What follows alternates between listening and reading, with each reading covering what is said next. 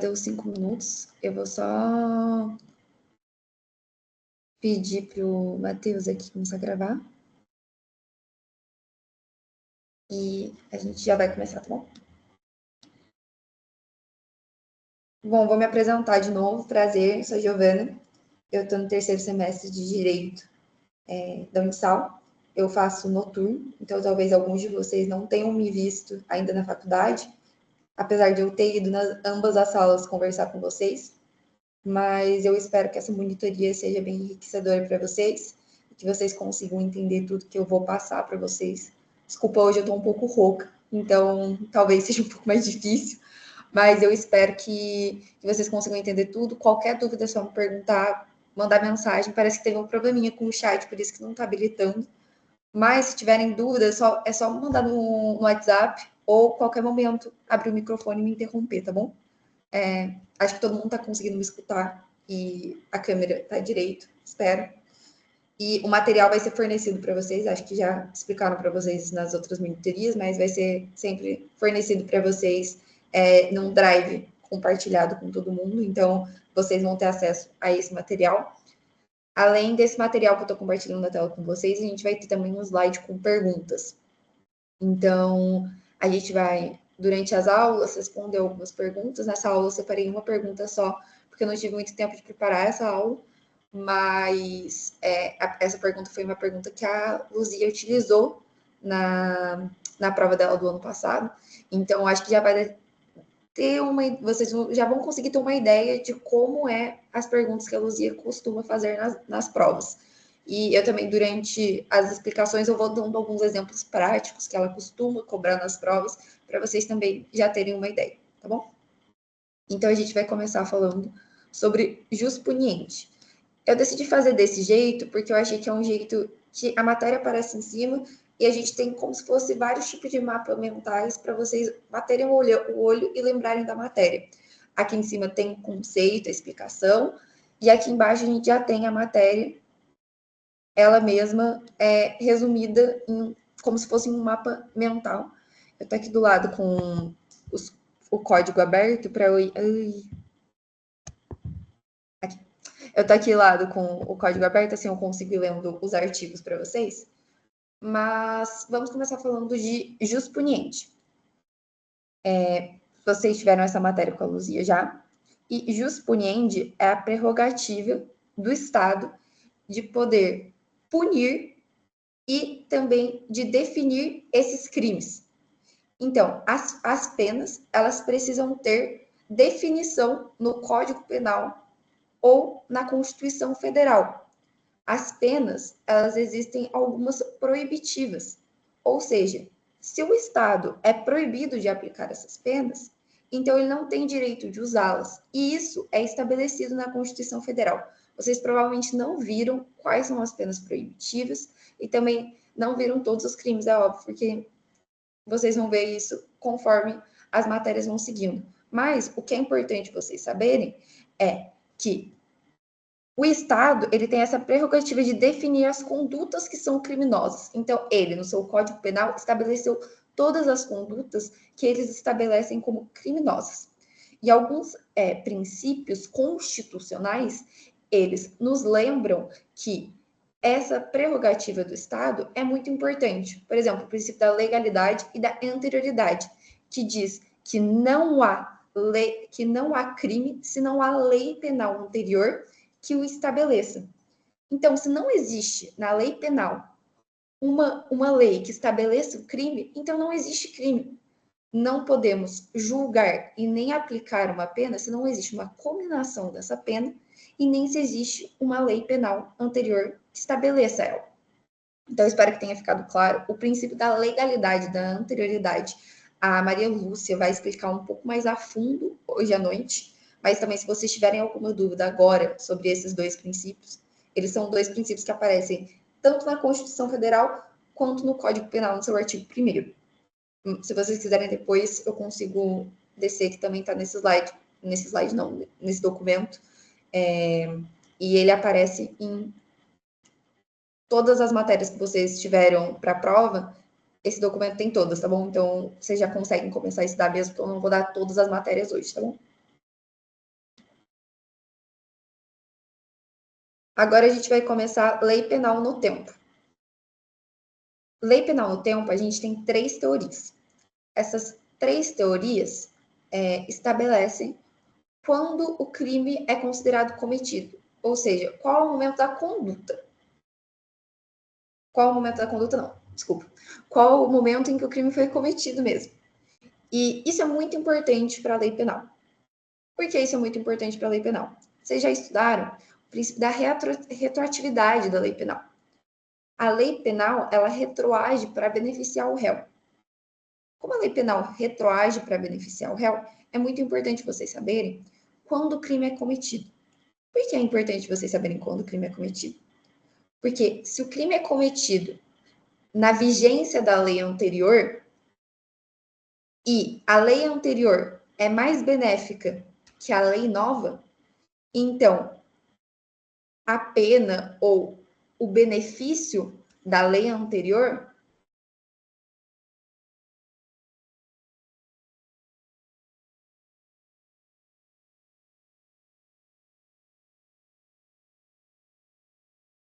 usarem na crime. Então, por exemplo, a teoria da atividade. O crime é considerado cometido no momento da ação ou omissão, ainda que o resultado ocorra em momento posterior. Eu vou dar um exemplo, não sei se a Luzia deu esse exemplo em sala, mas o exemplo da Isabela Nardoni. O Alexandre Nardoni e a Ana Jatobá, eles utilizaram várias condutas durante várias ações durante o crime.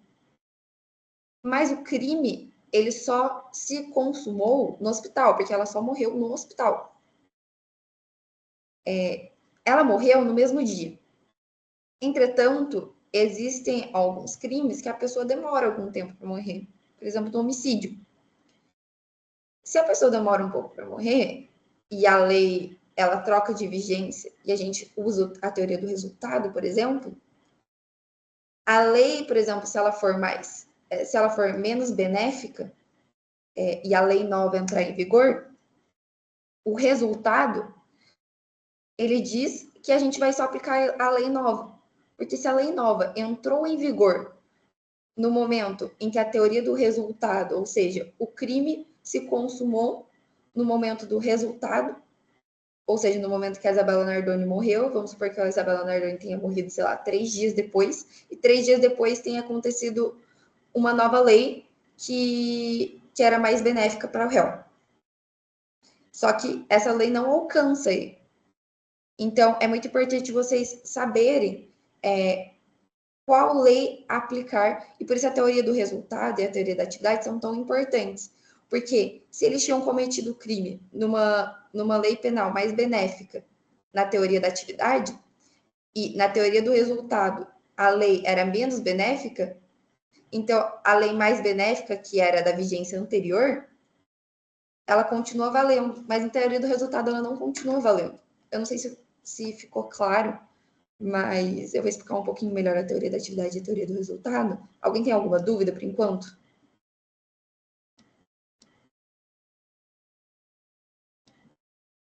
Tranquilo?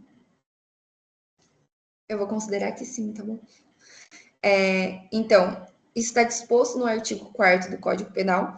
Considera-se o crime praticado no momento da ação ou omissão, ainda que outro seja o momento do resultado. Na teoria do resultado, a gente foca na consumação só. Então, o crime, ele tem a sua consumação quando o resultado ocorre. Então, se uma pessoa tenta matar outra pessoa e o crime se consuma vários dias depois, não importa, porque a lei que vai ser aplicada vai ser a lei da vigência de quando ele praticou a conduta, ou seja, a ação ou omissão.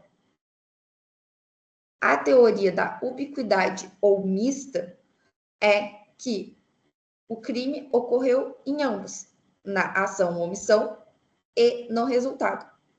Entretanto, vocês não precisam se preocupar com a teoria do resultado ou com a ubiquidade mista. porque o Código Penal estabelece a teoria da atividade, ou seja, o momento da conduta, ação ou omissão. Ação ou omissão, a gente vai explicar semana que vem mais a fundo. Mas se alguém tiver alguma dúvida já sobre ação ou omissão e quiser perguntar para já sanar essa dúvida, já que as provas estão tão perto, a gente já consegue tirar essa dúvida, tá bom? Então, só para deixar claro, se a lei nova é mais benéfica, não tem problema, essa lei vai ser aplicada. Agora, se a lei nova era menos benéfica e a gente aplica a teoria do resultado, vocês têm que entender que isso muda a perspectiva da aplicação da pena ou da aplicação dos benefícios. Então, é muito importante saber, por isso que a teoria da atividade, tempo do crime, é tão importante vocês terem isso bem estabelecido na cabeça de vocês, entendeu? No momento da ação ou omissão, vocês analisam o crime. Se tiverem alguma dúvida, por favor, me interrompa, tá bom?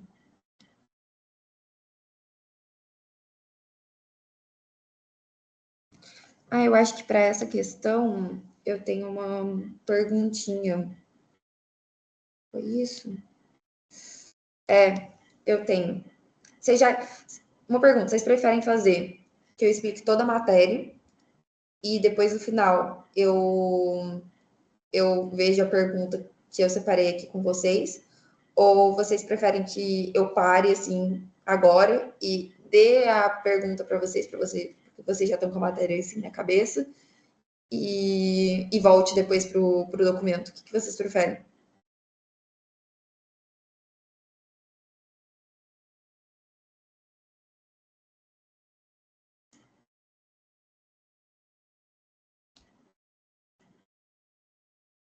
Acho que é melhor terminar toda a matéria, né? Tá Daí você bom, consegue direto. tá bom, tranquilo então. Então a gente vai terminar toda a matéria e depois a gente vai para a questão. Nesse caso eu só separei uma, mas semana que vem eu pretendo separar mais questões. E esses slides, esse documento, a gente vai sempre enriquecendo com mais conteúdo, tá bom? E aqui o que eu tinha falado para vocês sobre o conflito da lei penal, ou seja, a retroatividade da lei penal que eu estava explicando. E agora eu vou realmente ler o código com vocês, no caso da Constituição Federal, que diz que a lei penal não retroagirá, salvo para beneficiar o réu. Gente, esse conceito, eu acho que é o mais importante que vocês vão aprender no primeiro ano. Porque, de verdade, retroação da lei penal, vocês estudam muito, muito, muito, muito, muito. E vocês vão relacionar com quase todas as matérias de vocês. Porque vocês vão sempre estar pensando, quando a Luzia explica uma matéria, ela às vezes dá a matéria em duas perspectivas diferentes. Por quê? Porque ela precisa da perspectiva, porque vai ser aplicada para alguns réus essa lei e para outros réus essa lei. Então, quando vocês forem estudar direito penal, vocês também têm que ter linhas temporais muito bem estabelecidas. Normalmente, a Luzia coloca, e você normalmente sabe, quando a lei penal nova foi instaurada e quando o crime ocorreu. Por exemplo, eu vou dar um exemplo da minha matéria, mas vocês podem encaixar durante o ensino de vocês em várias outras. A gente está estudando feminicídio. Feminicídio tem uma pena máxima de 40 anos. Entretanto, até 2021, se eu não me engano, feminicídio. Não, até 2024, gente. Até 9 de outubro de 2024. Feminicídio era qualificadora do homicídio. Quem praticava feminicídio tinha uma pena de até 30 anos. Agora, quem pratica feminicídio tem uma pena de até 40 anos. Entretanto, quem cometeu o crime de feminicídio até dia 8 de outubro de 2024, a pena de feminicídio vai ser até 30 anos e o feminicídio vai ser homicídio qualificado. Então, por isso que a retroatividade da lei penal é tão importante, porque diminui a pena máxima em 10 anos nesse caso.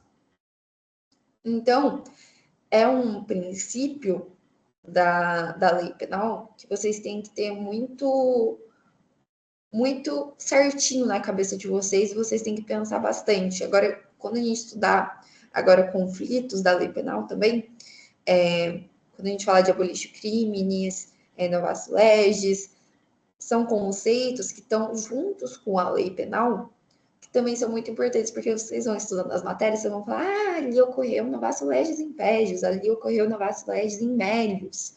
Se ocorreu novato legis in melius, vocês nem precisam olhar para a lei antiga, vocês olham para a lei nova. A lei nova é mais benéfica.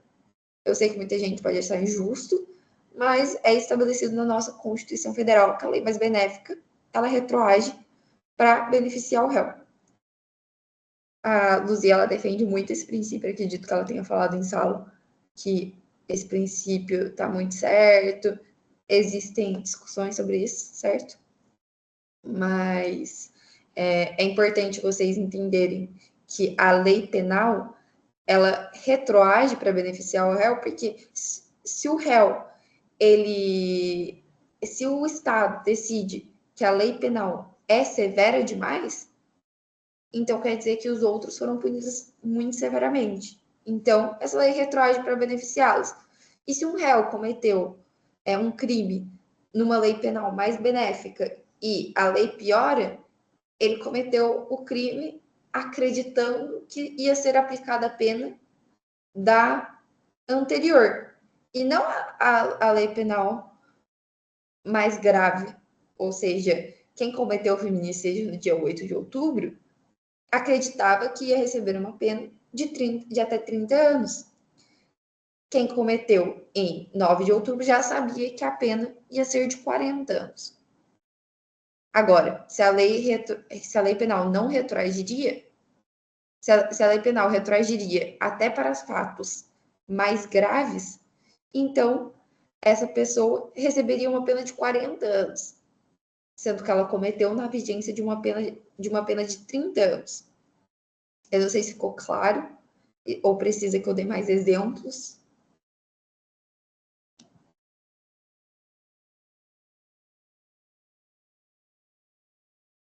Alguém precisa de mais algum exemplo? O WhatsApp também está aberto, gente, se quiserem mandar mensagem.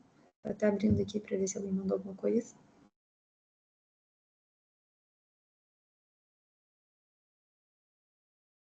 Acho que está tudo certo.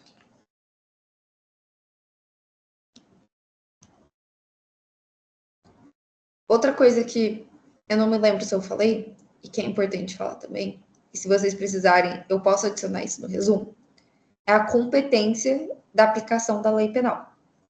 A competência da aplicação da lei penal compete à União, ou seja, os senadores e os deputados, ou seja, o Congresso Nacional, os senadores e deputados do Congresso Nacional, são as pessoas que são responsáveis por definir os crimes e estabelecer as penas. Não estabelecer as penas para o réu. Quem estabelece as penas para o réu é o judiciário. Mas estabelecer as penas dentro do Código Penal. Só o Congresso Nacional legisla sobre o direito penal. Ninguém que não seja Congresso Nacional legisla sobre direito penal. Provavelmente a Luzia falou na sala assim, vem vereador falando que vai estabelecer pena de morte no município, essa campanha política, ela sempre fala. Mas não, impossível. Por quê? Vereadores, governadores, nenhum deles legisla sobre lei penal.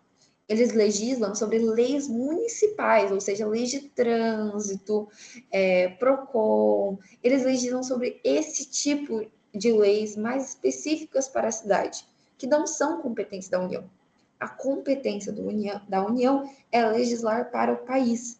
Então, a União, o Congresso Nacional, ele legisla sobre as leis penais. Uma cidade nunca vai legislar sobre o direito penal, pois não é sua competência. Então, Congresso Nacional, composto por senadores e deputados, os únicos que podem legislar sobre direito penal. ok?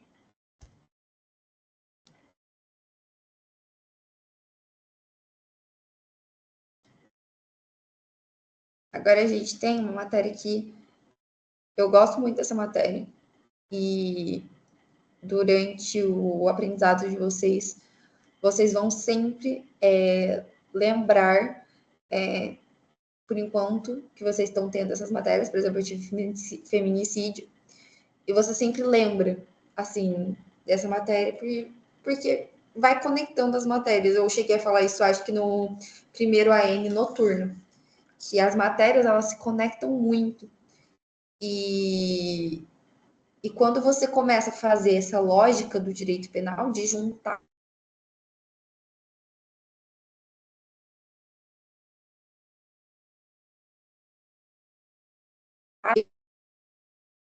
a matéria de direito penal, seja porque você não está fazendo esse raciocínio lógico. O raciocínio lógico do direito penal é você ir juntando as matérias. Então, por exemplo, a gente estudou retroatividade lá em cima. Nossa, eu estudei retroatividade lá em cima, um princípio estabelecido pela Constituição Federal, que diz que a lei penal não retroage salvo para beneficiar o réu. Vocês já estudaram retroatividade. Agora vocês estudam lei penal e seus efeitos, conflitos das leis penais. E aí aparece a palavra retroatividade. Então vocês vão e conectam com a matéria em que explica para vocês o que é retroatividade. Se vocês fazerem essa conexão e já tiverem bem claro na cabeça de vocês o que é retroatividade, que a lei penal só retroage, não retroage, salvo para beneficiar o réu, o que é um caso excepcional, ou seja, em regra, a lei penal não retroage. Ela só vai retroagir se beneficia o réu. Se vocês tiverem isso bem claro, agora quando vocês forem para lei penal e seus efeitos, entenderem que abolício crimes, ou seja, abolir um crime, o fato típico, deixa de ser crime. Vocês vão entender que ela é retroativa, porque isso beneficia o réu. O réu cometeu um crime, mas esse crime não é mais crime segundo o Código Penal. Então ele não vai ser punido. Então, vamos começar. Eu vou explicar cada lei penal, cada efeito da lei penal, e vocês vão me interrompendo. Vou tentar dar exemplos e explicar para vocês onde que isso pode acontecer, tá bom? Então, a gente vai começar com abolício crimes. O fato típico, ele deixa de ser crime. Fato típico, vocês já estudaram? Sim. Já estudaram? Acho que foi na última aula, não foi? Alguma coisa assim? Eu acho que eu tinha visto, alguém tinha me falado. Enfim, fato típico é o crime descrito com todas as suas elementares. Elementares são as palavras que descrevem o crime. Então, todas as palavras que descrevem o crime são o fato típico e suas elementares. Então, durante a aula de vocês, provavelmente a Luzia vai falar assim, que recai sobre todas as elementares, ou seja, recai sobre todas as palavras que descrevem o fato típico. Fato típico deixa de ser crime. Então,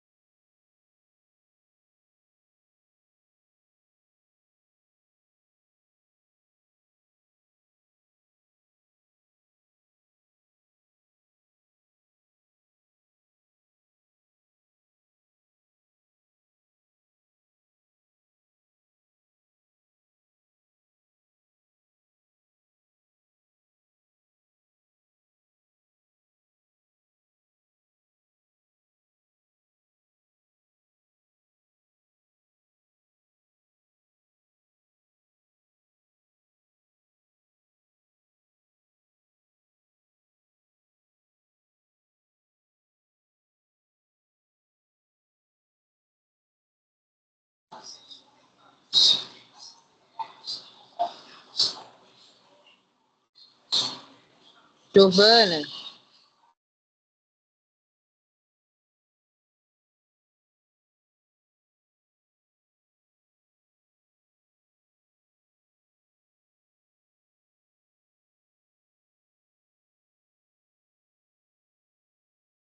Acho que ela caiu.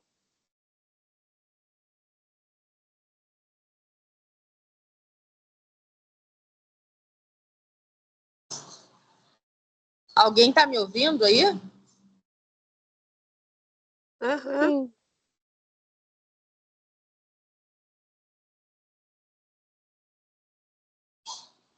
Caiu lá o da Giovana? caiu.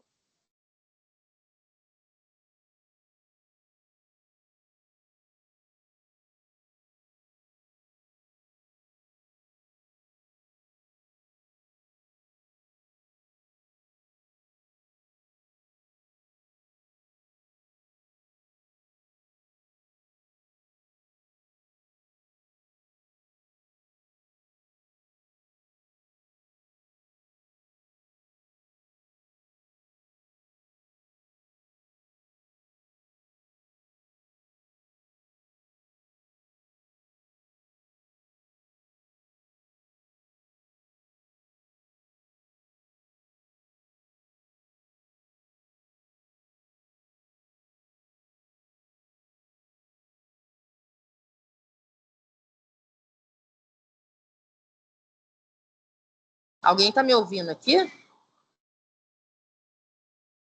Tô sim. Tô ouvindo.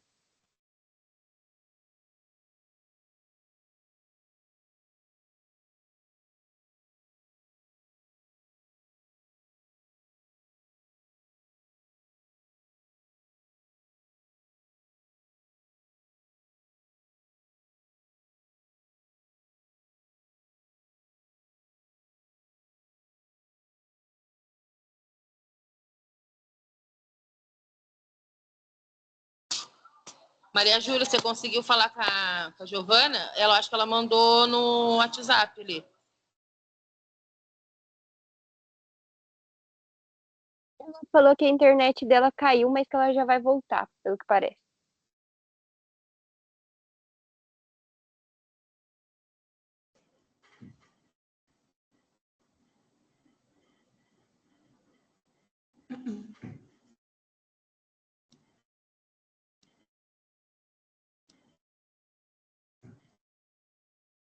Oi? Estão escutando?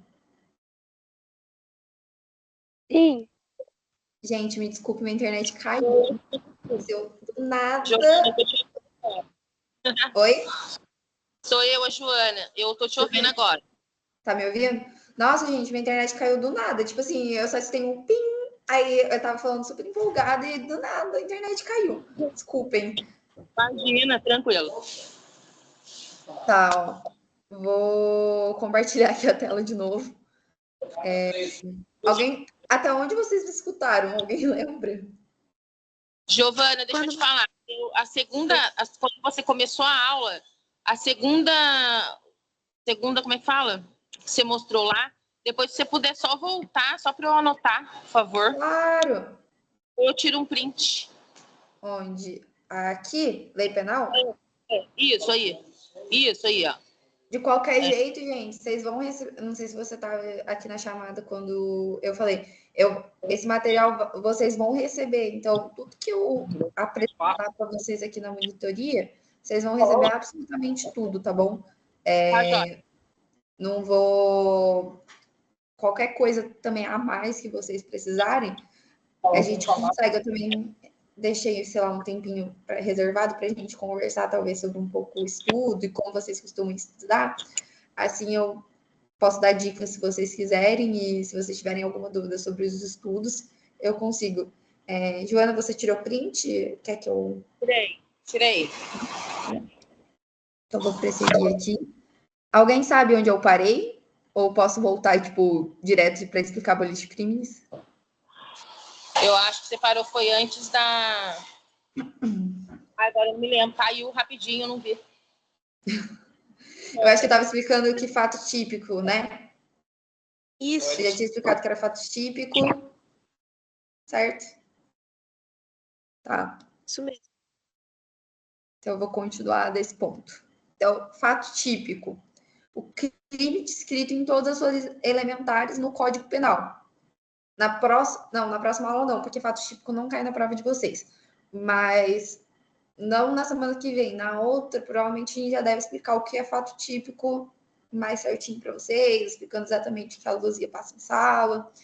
Mas, para vocês já terem, porque eu descrevi assim no documento, fato típico é aquela conduta descrita com todos os elementares que estabelece um crime no Código Penal.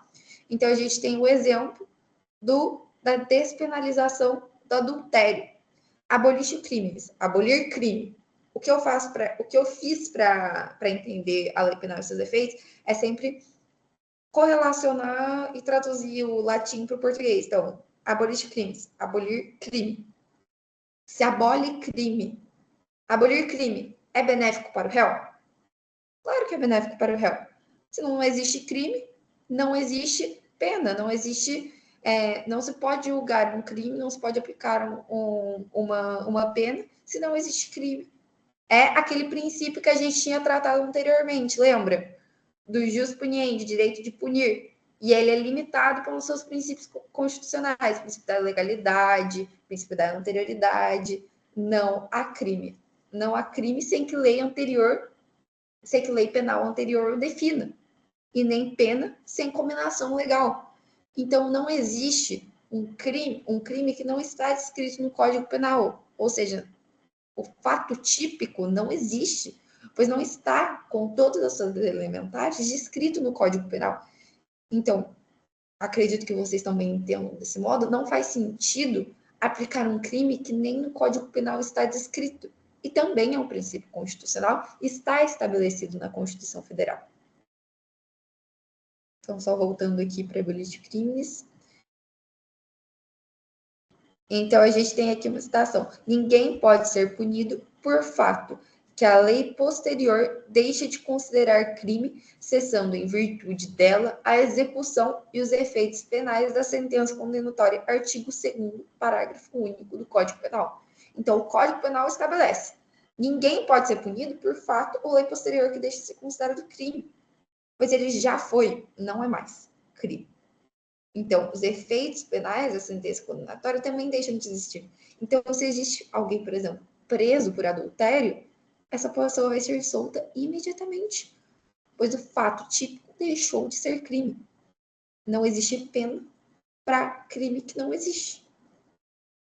Deu para entender? Precisam que eu volte no conceito de abolir crimes. Gente, isso é certeza que a Luzia coloca uma questão dessa na prova, tá bom? Tipo, certeza. Se não é nessa primeira prova, ela vai cobrar na segunda, porque a Luzia tem essa mania de juntar as matérias e dar na segunda prova a matéria também a matéria da prova anterior. Então, as matérias são meio que acumulativas, eles dão tudo. Normalmente isso só acontece em penal, é difícil que os professores de civil ou outras matérias coloquem as duas matérias na prova. Acho que TGE talvez eles façam isso.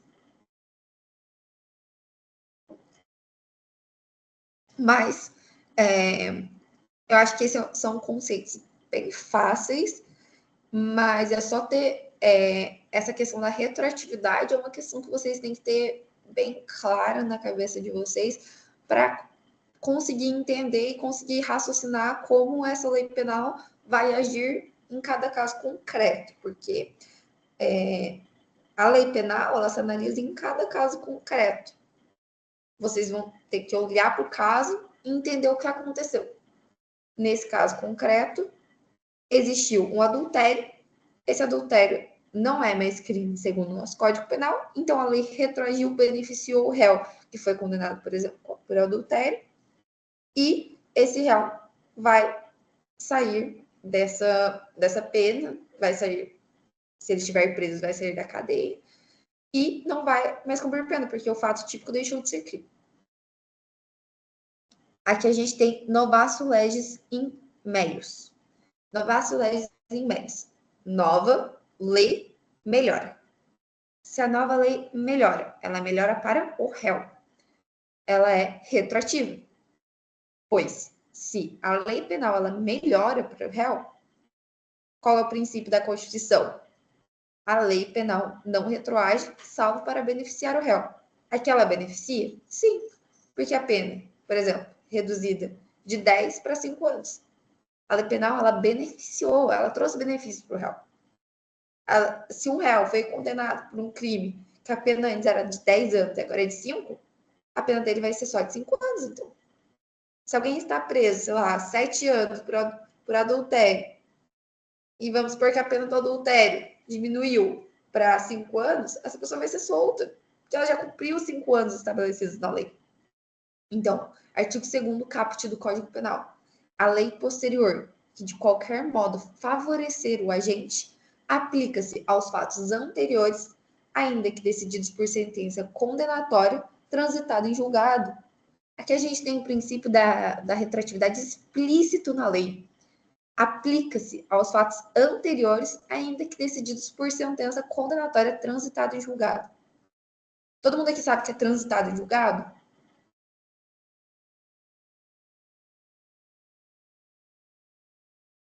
Vou explicar. E já foi condenado?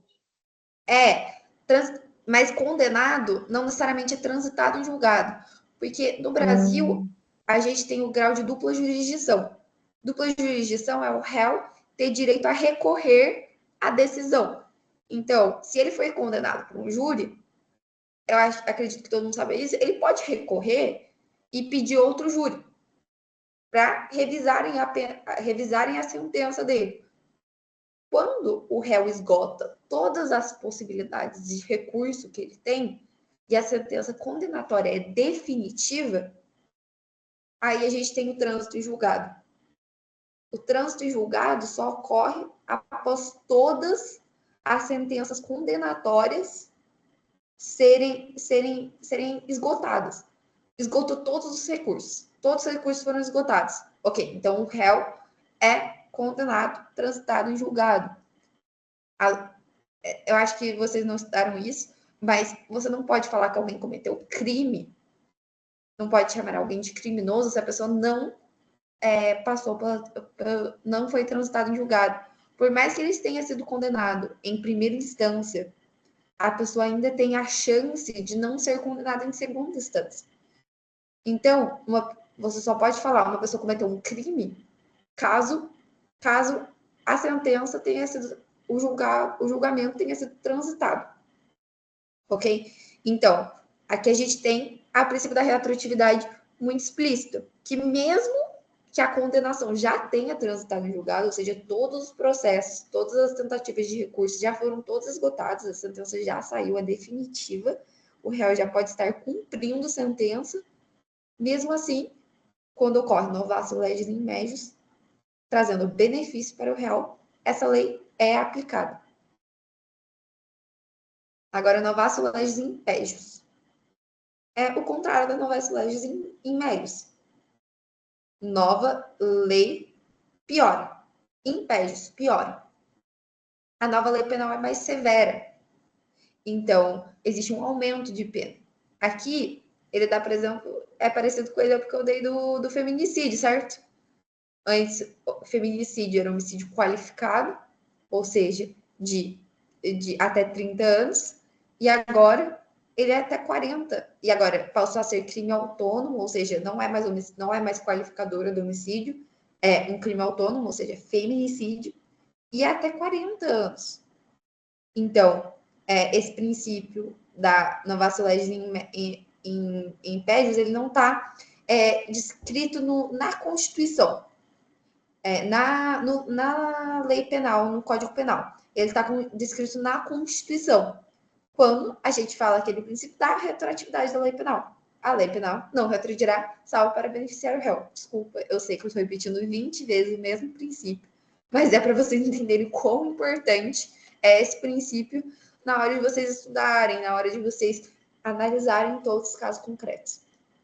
Então, quando a lei piora, a lei penal não retroage, porque, como eu disse, é uma regra. Retroagir é uma exceção. Então, a lei penal, como regra, ela não retroage. A exceção é beneficiar o réu. Casos em que beneficia, abolício crimes e novatio legis in mediis. Caso em que não beneficia, novatio legis in pejus. Novatio legis in pejus, o crime piora. se alguém cometeu o crime em uma vigência anterior à lei nova, ou seja, a teoria da atividade, no momento da conduta, ação ou omissão, o crime é considerado cometido, então essa pessoa não irá receber a pena de 30 a 40 anos. Ela receberá a pena de 20 a 30, pois a lei penal não retroage. Então, exemplo prático. Um homem comete feminicídio no dia 8 de outubro de 2024. Dia 9 de outubro sai a nova lei. Teoria da atividade. Na teoria da atividade, a gente tem que o crime ocorre na conduta da ação ou omissão. A mulher só morre no dia seguinte, ou seja, ela é levada para o hospital gravemente ferida por situação de violência doméstica. Ela só morre no dia seguinte, ela morre no dia 9. Qual lei vai ser aplicada? A lei que vai ser aplicada vai ser a lei que estava em vigência no dia da conduta, da ação ou omissão. Qual dia foi que ele praticou a conduta, ação ou omissão? No dia 8. No dia 9, ela faleceu no hospital. Mas no dia 8, ele praticou todos os atos executórios, ação ou omissão, a sua conduta, e segundo o nosso Código Penal, a teoria da atividade é a teoria que vale. Então, na teoria da atividade, a gente tem o crime sendo consumado na conduta. Então, se a conduta ocorreu no dia 8, é novacio legis imperius. A lei não retroage, mesmo sendo pior para os réus. Se a lei é pior para os réus, ela não vai retroagir. A lei que vai valer é a lei do dia 8 e não a lei do dia 9. Tá ficando claro, gente? Vocês precisam que eu mude um pouco o jeito de explicar? Se alguém puder me dar esse feedback. Pra mim, eu acho certinho. Tá tudo certo? Então, eu não entendi muito bem. O microfone de alguém tava meio travando. Eu consegui entender, sim. É que como eu comecei agora, faz uns 12 dias que eu estou na faculdade, então eu ainda estou com bastante dificuldade, mas eu sempre estou vendo vídeo, né? E agora com as suas aulas vai me ajudar bastante. Não, tudo bem. Qualquer dúvida, assim, se teve alguma dúvida do que eu já expliquei até agora, que você precisa que eu tire para você, tá tudo bem? Pode perguntar. Se quiser esperar até o final da aula, eu vou ficar um tempinho a mais para vocês tirarem as dúvidas de vocês, tá bom? Tá joia, sim, Giovana. Eu vou esperar terminar, fica mais fácil para todo mundo, né? Então, mas não tem problema, viu, gente? Qualquer momento que vocês precisarem durante a aula. Nossa, tive uma dúvida muito específica aqui. Tudo bem? Pode abrir o microfone, olha, tem uma dúvida. Ou esperar que eu termine de explicar pelo menos o tópico e aí você tira a dúvida, tranquilos. Ou também, se quiserem anotar as dúvidas, tudo certo, tá bom? Tá, eu tô tirando print de tudo que você coloca, que daí fica mais fácil, porque daí não dá tempo para copiar, eu tô tirando print. Tá bom. Entendeu? Novatio legis incriminadora. Nova lei incrimina. Ou seja, se incrimina, passa a ser crime. Ou seja, fato típico que antes fato antes atípico passa a ser típico, passa a ser crime. Ou seja, um fato que antes não tinha todas as suas elementares descritas no Código Penal passa a incluir elementares que ficam descritas no Código Penal, instaurando um novo crime. Esse princípio é o princípio da legalidade. Não há crime sem que lei anterior o defina. Não há pena sem prévia combinação legal.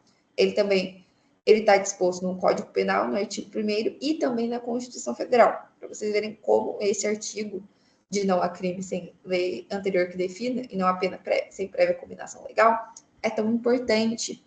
Porque se o sujeito comete um crime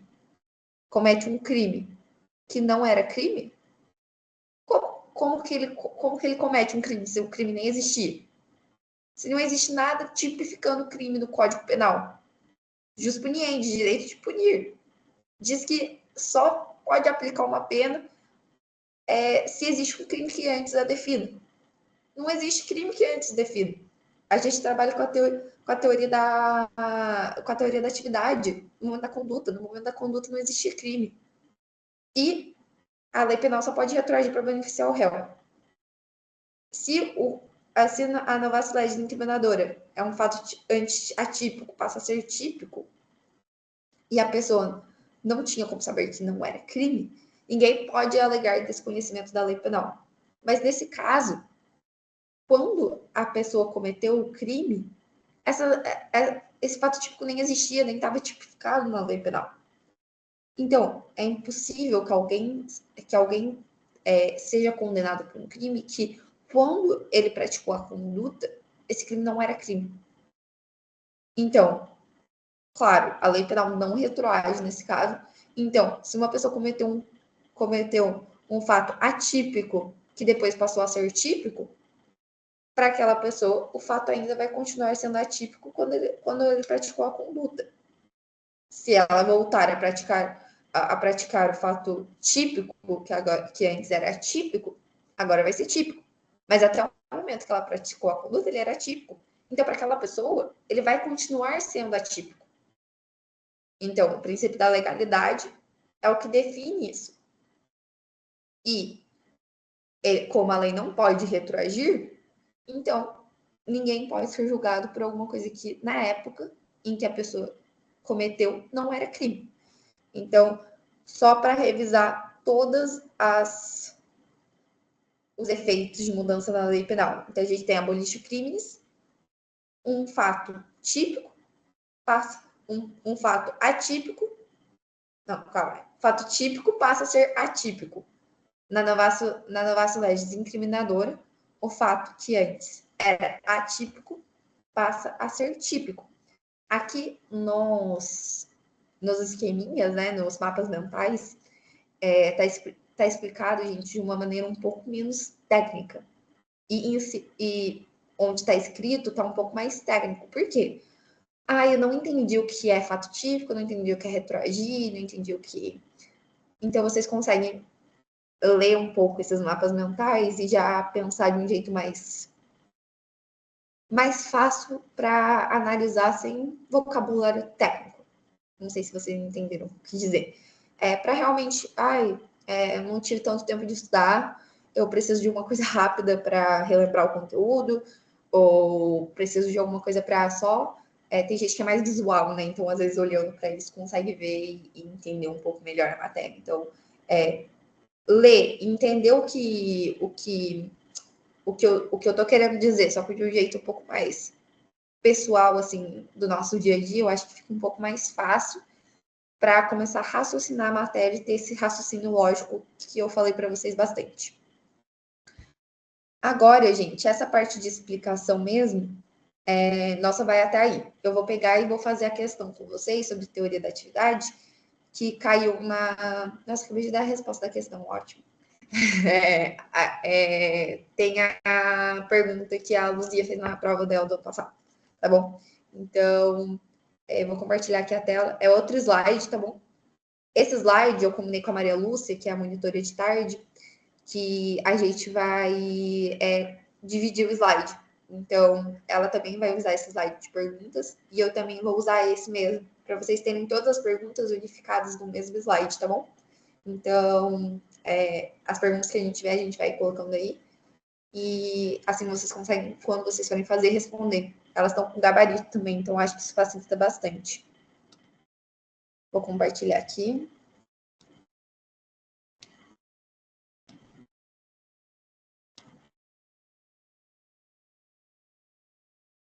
Vocês estão conseguindo ver? Sim. Ótimo, então. Essa é uma questão que caiu na prova da Luzia, tá bom? Então, vou ler aqui.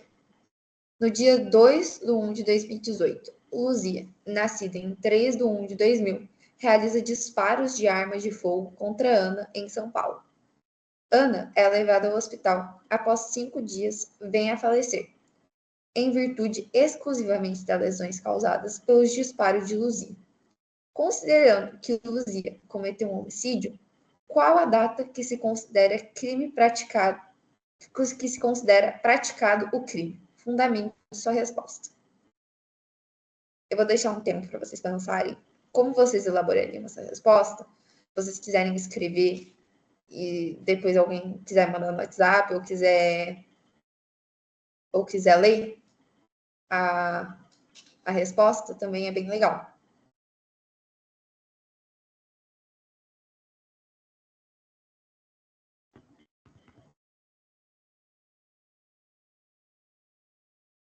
Por enquanto, que vocês vão pensando, eu queria explicar uma coisa que eu acho que a Luzia não explicou e eu acho que está um pouco mais para baixo. Aqui. Eu não sei se a Maria... Eu vou dar uma olhada aqui na grade da Maria Lúcia, se ela vai explicar isso hoje à tarde. Senão, eu só dou uma breve repassada.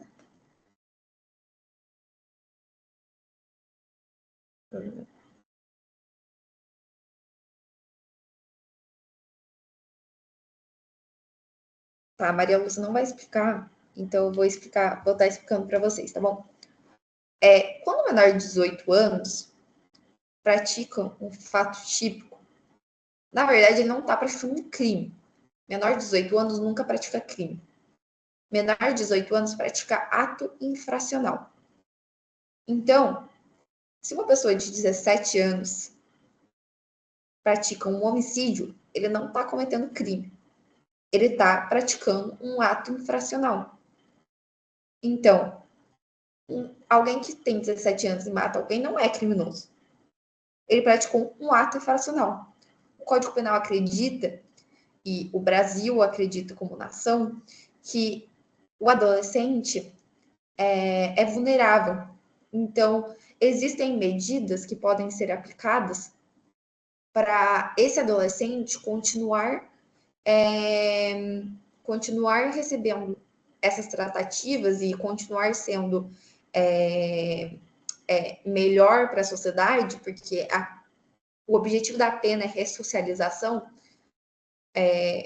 mas o menor de 18 anos, o Estado acredita que ele pode melhorar sem ter uma pena, sem ter uma pena. Vão ser aplicadas medidas socioeducativas. Então, o Estatuto da Criança e do Adolescente, mais conhecido como ECA, ele vai dizer que o adolescente ou a criança, ele vai ter medidas socioeducativas. O Estado vai educar ele para ele saber que esse crime não deve ser feito e que, se ele for cometido, ele vai receber toda a explicação do porquê esse crime não deve ser cometido. Eu não sei os prazos legais exatos, mas, se eu não me engano, são até 2 anos no reformatório, na clínica de reabilitação, e esses 2 anos o adolescente fica ali independentemente do crime cometido. Até vou confirmar isso.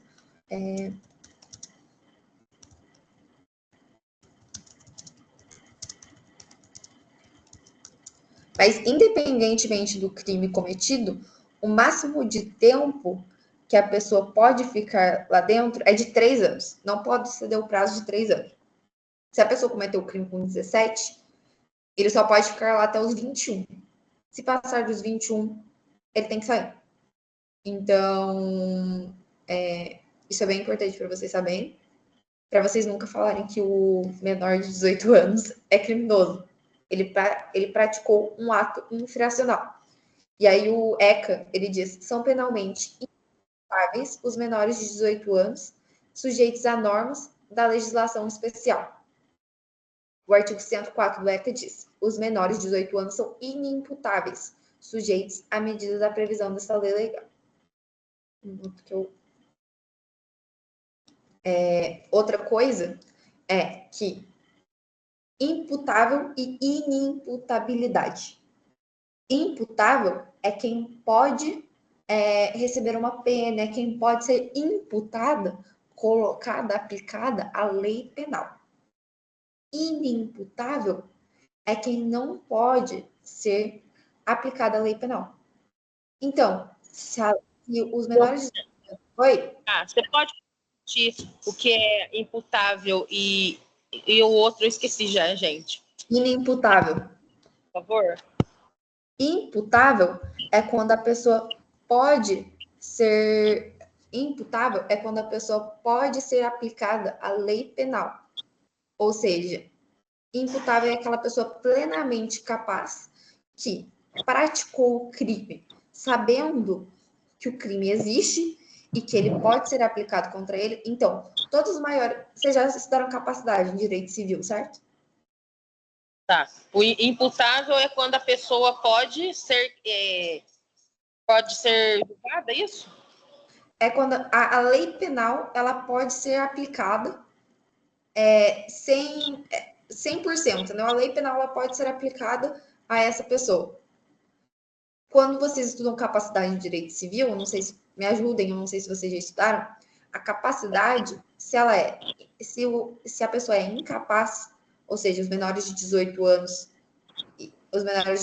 são relativamente incapazes e incapazes, dependendo da idade, e as pessoas que possuem alguma deficiência ou algumas deficiências específicas, eles são incapazes. Quando essas pessoas são incapazes, a lei penal, eles são considerados inimputáveis. A lei penal não pode ser aplicada a eles.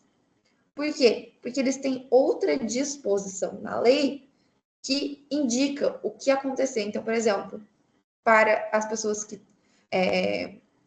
possuem algum tipo de problemas mentais, precisam de medidas de segurança, por exemplo. Não são penas, como, por exemplo, cadeia. A lei penal é aplicada, mas de um modo diferente. Eles são inimputáveis, não pode aplicar uma pena para eles. Então, existem as pessoas capazes e as pessoas incapazes. Para esses incapazes, eles são inimputáveis. Certo? Vocês entenderam essa parte? No slide tem um pouco isso, mas se vocês precisarem que eu explique mais a fundo, eu explico, não tem problema.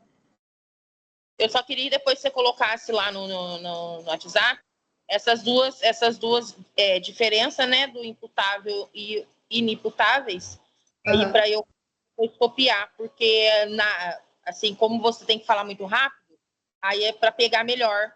Tá bom. Eu vou fazer uma coisa, eu vou adicionar também no documento, que isso eu não cheguei a adicionar, sabe? Então, eu vou adicionar a diferença de imputabilidade para imputabilidade, ok? Tá, joia, obrigada. Tá, eu vou aqui agora, a gente vai ler o gabarito. Eu vi que uma das pessoas me mandou no WhatsApp a resposta. Então, eu vou ler a resposta que a pessoa me deu, mas sem falar quem é. Se a pessoa quiser se identificar, pode se identificar, que eu não sei se, né? Pode. Mas eu vou ler aqui. A Luzia comentou que o homicídio previsto na lei penal no momento da sua conduta, sendo dia 2 de 2018, ainda que outro seja o momento do resultado. Por isso, sendo julgada apenas como uma medida inflacionada, visto que ainda é visto como inimputável. A resposta está certa. Eu não vou falar que está errado. Entretanto, deixa eu explicar uma coisa para vocês, que a Luzia gosta que vocês coloquem na prova. Ela gosta que vocês coloquem os termos técnicos. Então, por exemplo, aqui a pessoa me deu a resposta, mas ela, por exemplo, não me falou qual teoria que é aplicada e por que ela é aplicada a esse caso. Então, quando essa pessoa fez essa resposta, seria importante ela adicionar pela teoria da atividade descrita no Código Penal, o crime é praticado no momento da conduta, ação ou omissão. Por isso, em 2018, entendeu? Esse raciocínio de colocar a matéria e descrever a matéria que a Luzia deu exatamente escrita na prova, é muito importante vocês traduzirem o máximo que ela explicou em sala para resposta. Então, nossa, qual que é o conceito? Tá bom, tô respondendo aqui. Ai, eu não lembro qual que é o conceito. É importante colocar. Não lembra, deixa sem nada, que ela vai considerar. Eu tô falando porque ela considera mesmo. Mas é importante vocês colocarem também, porque aí vocês vão receber a resposta completa e ela vai te dar completamente certo. Então, por exemplo, Provavelmente, gente, porque assim, na minha prova ela colocou 2 questões sobre isso, então muito provavelmente ela vai colocar o princípio da territorialidade e o princípio da extraterritorialidade. Quando vocês forem, se ela colocar uma questão disso, eu acredito que sim, vocês escrevam.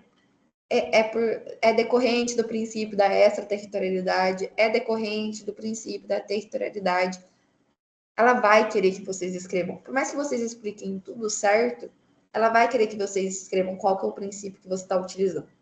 Então, é muito importante. Eu fiz aqui o gabarito para vocês. Então, a Lei Penal Brasileira adotou em seu artigo 4º do Código Penal a teoria da atividade. Uma coisa que eu quero deixar claro para vocês, nenhum dos professores, eu acredito, pelo menos a Luzia, e nenhum dos professores que eu tive até hoje pediram, mas você não precisa decorar artigo. Não tem necessidade de decorar artigo. Nenhum artigo. Não precisa. Não tem necessidade. O artigo não precisa. Se essa resposta vocês dão, a Lei Penal Brasileira adotou a teoria da atividade, a qual indica que o crime ocorre no momento da conduta. Tá tudo bem. Nossa, esqueci de colocar acento na ação. Desculpa. Depois eu vou arrumar aqui. A Lei Penal Brasileira adotou em seu artigo 4º do Código Penal a teoria da atividade, a qual indica que o crime ocorre no momento da conduta, ação ou omissão. Isso significa que, para fins penais, o crime de homicídio foi cometido no momento em que Luzia efetuou os disparos, ou seja, em 2/1 de 2018, independentemente de a vítima ter falecido apenas 5 dias depois. Se a vítima tivesse... Como a vítima faleceu 5 dias depois, você não considera o dia que a vítima faleceu. Você considera o dia 2/1 de 2018. No momento da conduta, ação ou omissão, o crime foi praticado. Teoria da atividade. Então, nessa questão, a Luzia queria que a gente mostrasse qual teoria foi aplicada nesse dia. Então, é importante vocês mostrarem para ela que vocês sabem qual o conceito técnico, e tipo, não foi um chute, sabe? Não foi, eu chutei que foi no dia 2/1 e tá tudo bem. E eu acertei. Não, ela quer que você explique para ela que foi pela teoria da atividade, você chegou à conclusão de que foi na conduta ou omissão, na conduta, ação ou omissão. Isso significa que o crime foi cometido no dia 2/1. Aqui eu escrevi de um jeito mais bonito, né? Mas não precisa ser tão bonito assim, entendeu? Pode ser de um jeito mais tranquilo, sabe? Tipo, óbvio, construam uma resposta bonita, que nunca comece com, tipo, que, sabe? É ruim. Tentem sempre usar, tipo, o qual, a qual, e tentem sempre, tipo, trazer um pouco do enunciado, que isso é bem importante. Eu não sei, vocês estão vendo isso no médio? Eu sei que tem escolas que reforçam um pouco mais a construção de respostas e escolas que menos. Também tem gente, né, que nem saiu do ensino médio agora, então é bem importante vocês fazerem uma boa construção de respostas. A Luzia não se importa tanto assim com isso, tá bom? Mas tem professores que se importam mais. Então, o Fred talvez se importe um pouco mais com isso. Então, é importante vocês fazerem uma boa construção de resposta. Alguma dúvida?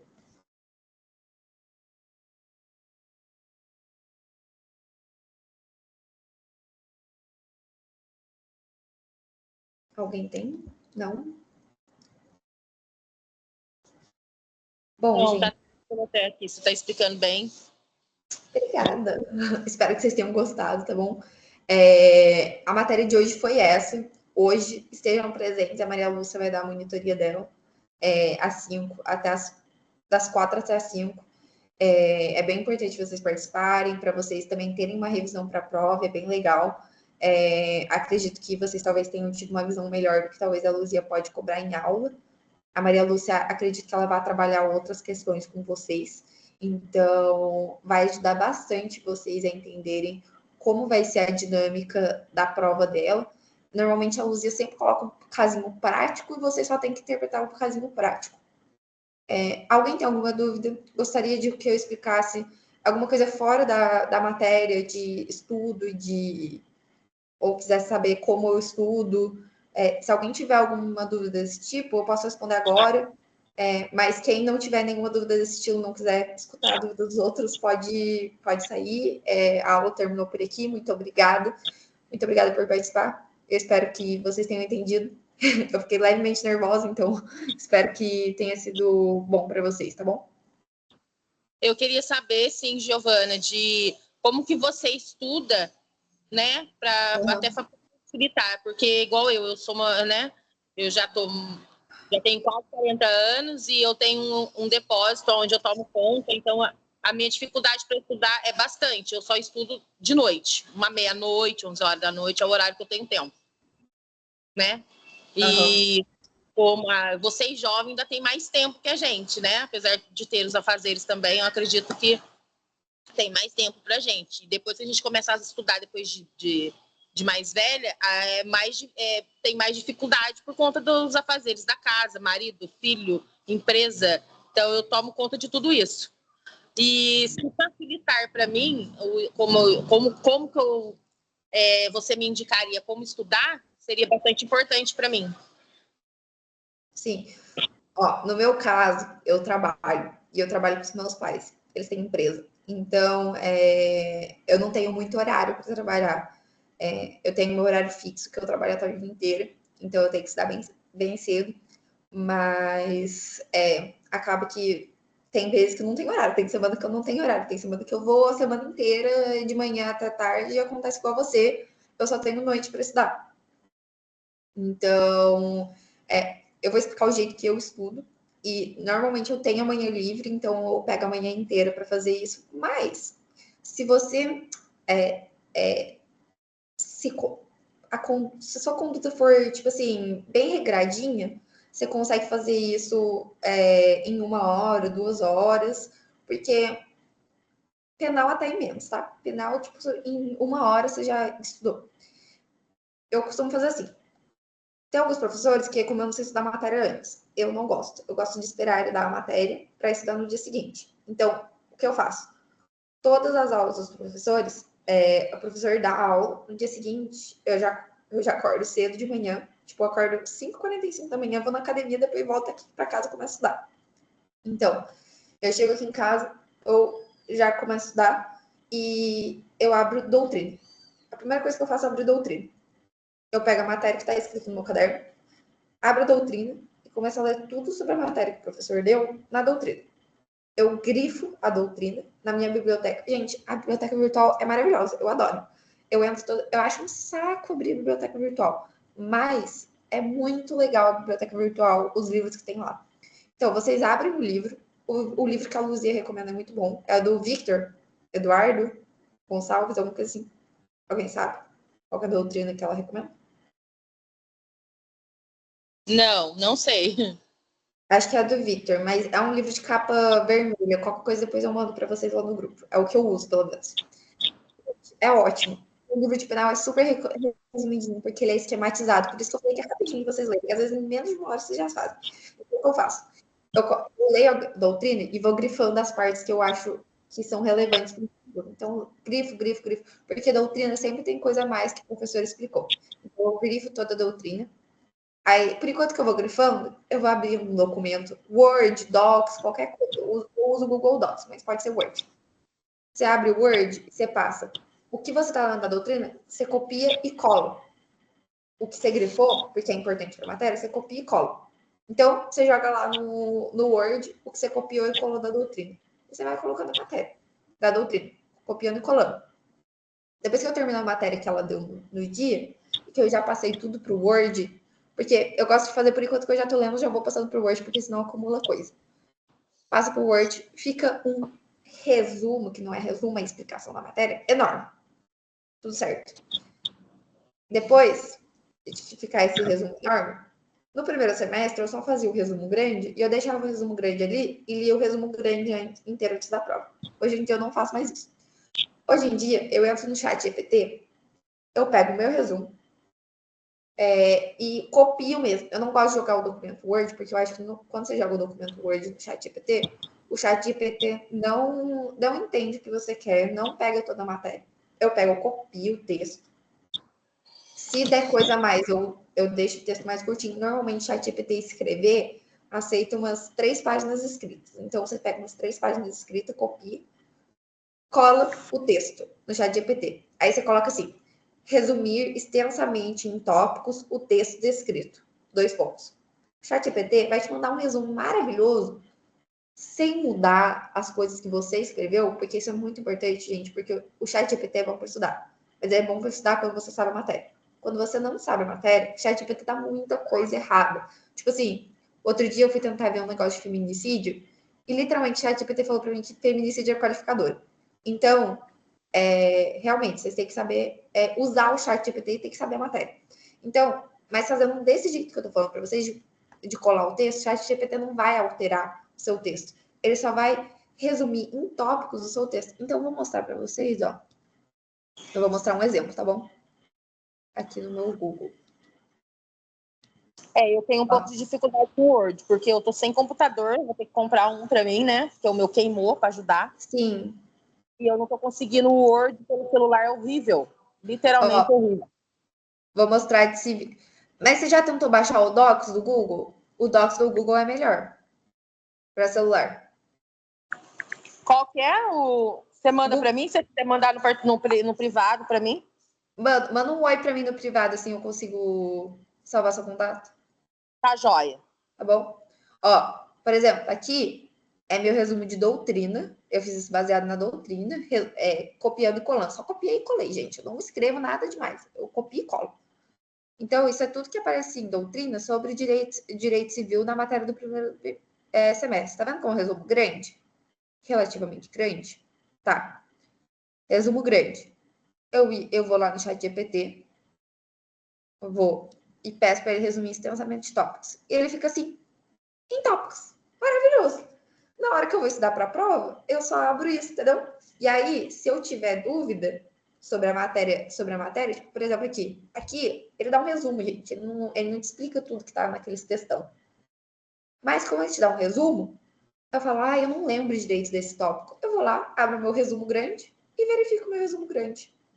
Isso daqui não vai servir para mim só para estudar para a prova. Isso daqui serve para a OAB, gente. Quando vocês forem estudar para a OAB, vocês vão ter todos os resumos e todos os documentos programados ali, gente. Vocês vão ter tudo, entendeu? Vocês só vão ter que mudar se a lei tiver mudado. Se não, vocês usam isso, ó, e fica maravilhoso, entendeu? Por isso que é tão bom vocês fazerem desse jeito, porque aí vocês já vão ter um resumo curtinho, um resumo grande, por se você não lembrar do conceito do resumo curtinho, e pronto. Para matéria em direito é muito acumulativa. Então, acaba que se vocês pegarem o resumo, se vocês pegarem o semestre anterior, e eu já fiz isso várias vezes, de, por exemplo, não lembrar de algum conceito que eu tinha aprendido no semestre anterior, voltar para o meu resumo pequeno. Se eu não entendi o que está escrito no meu resumo pequeno, eu vou relembrar no meu resumo grande. Então, é 2 fontes de acesso que vão ser suas, do jeito que você montou, que você vai saber onde está. E o Google tem um negócio muito legal, que é quando você abre o documento assim, ele aparece tipo desse jeito. E aí do ladinho, é que não tá aparecendo agora. Calma aí. É que a internet tá lenta, gente. Eu tô usando meu 3G porque a internet caiu. Aqui do ladinho, ó, aparece para você selecionar o que você quer ver. Então, por exemplo, princípio da dignidade. Ele vai me levar para o princípio da dignidade. Então, nem vou precisar procurar, entendeu? O que eu tô querendo achar. Então, esse é o meu modo de estudar. Tem jeitos diferentes. Eu acho, para mim, por enquanto, tem sido um modo bem efetivo. Eu não sei para vocês como vocês estudam, mas para mim tem sido um modo bastante efetivo que depois, quando eu vou estudar para a prova, eu não preciso me matar de estudar, entendeu? Porque eu já estudei durante a semana. Para você, acho que foi a Joana, né, que falou comigo sobre o modo de estudar. Isso mesmo. Foi eu que falei com você. É triste, mas você tem que estudar final de semana, entendeu? Tipo, não dá. Porque se você não tiver tempo nenhum durante a semana, é final de semana. Eu faço de tudo para não estudar final de semana, porque eu odeio estudar final de semana. Eu quero ter um final de semana livre, quero fazer o que eu quiser. Mas tem vezes que não dá. E tem vezes que você tem que estudar final de semana. E é isso, é a vida. Não tem muito o que fazer. Tem semana que eu trabalho a semana inteira, então não tem jeito. Eu tenho que estudar final de semana e é isso. Eu leio doutrina no final de semana. Mas de verdade, doutrina, gente, a cada aula que a professora dá, é difícil passar de 2 horas lendo, tá bom? E direito, não vai fazer direito sem ler, tá bom? Então, leiam. É só isso que eu tenho que falar. Leiam bastante. E vocês vão ver que na hora da prova vai ficar super mais fácil. Depois de ler a doutrina e na hora de estudar para a prova. Porque aí vocês não vão ter que se matar de estudar. E, tipo, agora tá fácil. Eu tô falando porque tá muito fácil agora. Agora, segundo semestre, vocês vão ver que vai dar uma piorada boa. Tipo, de dificuldade, assim, no semestre.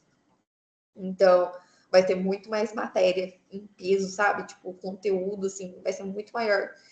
Então, ter essa organização de estudo, de estudar semanalmente a matéria, é muito importante para vocês conseguirem se organizar. Para você, Joana, caso você não tiver tempo de ler doutrina, assiste as monitorias, que vão te ajudar bastante. E se você for ler doutrina, acho que você tem menos tempo que eu ainda. Então, lê todos os livros que forem esquematizados. Você não tem tempo de ler doutrina pesada. Então, livro de direito que é esquematizado é o livro que é tipo os resumos da doutrina. Então, que é o livro que inclusive tá no... Oi? Se você tiver alguma coisa desse de doutrina de livro, você pode me mandar que eu tento ver aqui, ou vou na biblioteca. Se você for na biblioteca, ó, eu vou dar uma dica para usar a biblioteca, tá? A biblioteca, vocês abram o meu pergamo primeiro. Não sei se vocês já acessaram. Quando vocês abrem o meu pergamo, escolhe qualquer livro. Qualquer livro, não importa. Entra. Quando vocês escolhem qualquer livro e entram, tipo, eu até tenho no meu Google, assim, um livro X marcado ali em cima. Eu entro no livro. Depois vocês saem desse livro. Eu vou mostrar para vocês. Gente, de verdade, quem não quiser escutar tudo isso, sai. Porque eu enrolo muito, mas eu tô explicando porque nem todo mundo tem, né? Na hora que você vai ter essa oportunidade de escutar, porque eu queria ter escutado algumas coisas quando eu entrei no meu primeiro ano. E você demora um tempo para assimilar as coisas, eu entendo. Mas aqui, ó, você entra no meu pergamo. Quando você entra no pergamo, eu tenho um livro X de empresarial aqui separado, que não é nem um livro que eu uso agora, que é um livro de 2024, tá vendo? Eu nem estou usando esse livro, mas é um livro X que eu acho mais fácil de abrir. Esse então, eu já tenho... da biblioteca? Isso é o meu pergamo para entrar na biblioteca. Você entra num livro aleatório, gente. Pode ser qualquer livro, não precisa nem ser dessa matéria. É só porque procurar no meu pergamo um livro é muito mais difícil, gente. Procurar direto na minha biblioteca é muito mais fácil. Só que não tem jeito de se acessar a minha biblioteca sem acessar um livro no meu pergamo. Então, é esse o caminho, entendeu?